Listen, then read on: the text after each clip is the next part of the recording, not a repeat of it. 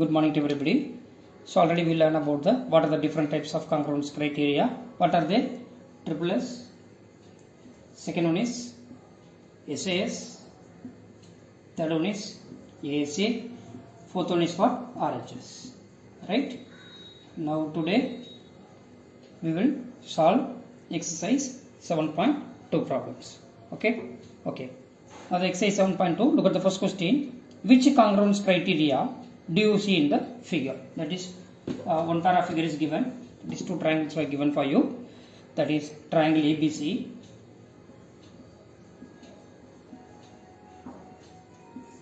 Triangle ABC. Another one is triangle DF. Triangle DF.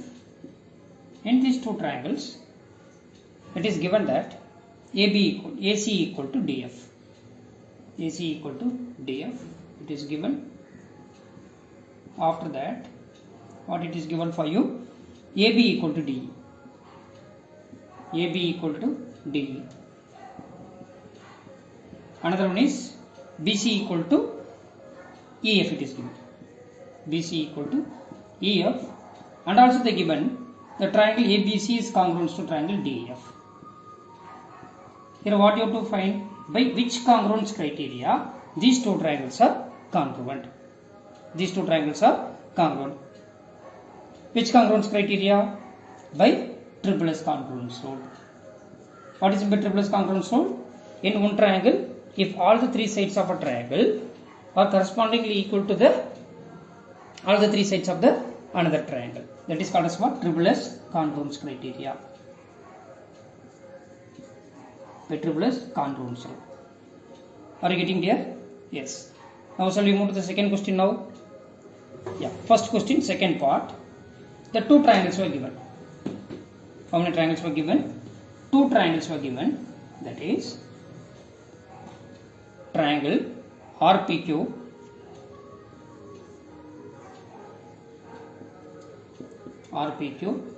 Another triangle is ZXY. These two triangles are obtuse angle triangle ZXY. Am I right? Yes. What are all given? ZX equal to RP it is given. ZX is equal to RP. In which two triangle? In triangle XYZ and triangle PRQ. Am I right? Okay. Then RQ equal to ZY it is given. RQ equal to ZY. Where is RQ? RQ is here. ZY is here. And then one more thing, what it is given? Angle PRQ equal to XZY. PRQ, this angle equal to angle XZY. That is angle PRQ equal to angle XZY. And also given these two triangles are congruent. Which two triangles are congruent? They given triangle PQR is congruent to triangle XZY. XZY. Now the question is, by which congruence criteria these two triangles are congruent? It's very simple. See, look at the given figure. The angle R is included between the two sides PR and QR. In the second triangle XYZ, angle Z is included between the side XZ and YZ. So which congruence rule? SAS congruence rule. That means what? One angle is included between the two sides. One angle is included between the two sides. Therefore, by SAS congruence rule. Congruence criteria. Are you getting here? Are you getting the concept? Yes, it's very basic things. If you are clearing the concept of congruence triangle, then it will be very helpful for your class 8, 9 as well as in class 10. Are you getting there? So please concentrate more and more in the concept of which one? Congruence triangle. Okay. Shall we move to the third part now? Yes. Look at the third part. The two diagrams were given. Two diagrams were given. That is MLN, LMN. Another one is GFH. element. Another one is what? GFH. GFH. Now we will look at the given. What it is given for us? First one is angle MLN. Where is MLN? It is MLN equal to angle FGH. Where is FGH? This is FGH. FGH. Are you getting there? And then second thing, angle NML. Where is NML? NML is here. Is equal to angle GFH. Where is GFH? GFH is here. Angle GFH. Am I right there? And then one more thing, angle ML equal to angle FG. ML equal to FG. And given that these two triangles are congruent. Which triangle? Triangle LMN is congruent to triangle GFH. Now the question is, by which congruence criteria these two triangles are congruent? It's very simple. See, these are the two angles included between the side LM.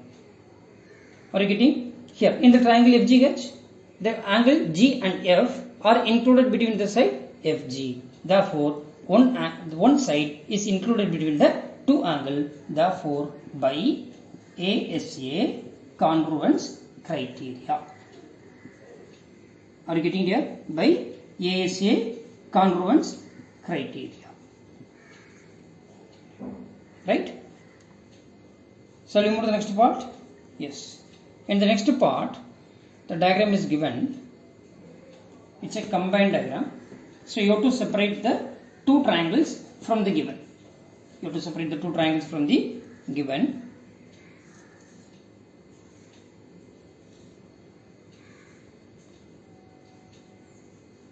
It is given that it is E, it is A, then it is B, then it is C, it is D. Okay. First we will write down the given things. Given EB equal to DB. EB equal to DB. Okay. Then AE equal to BC. AE equal to, it should be DC. AE equal to DC. Okay, in your book it is given that BC. Please correct it. AE equal to DC. Then angle A equal to angle C equal to 90 degree. Angle A equal to angle C equal to 90 degree. EB equal to DB it is given.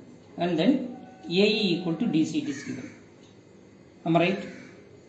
So that triangle ABE is congruent to triangle AE equal to, it is given that BC only it is given. Am I right? Okay. Wait. AE equal to BC it is given, not DC. It is given that AE equal to BC. Am I right? The question is correct only. AE equal to BC and angle A equal to angle C equal to 90 degree. So that it is given that triangle ABE is congruent to triangle CDB. Now first we consider two triangles. What are the two triangles? Triangle ABE, it is ABE. Another triangle is what? CDB.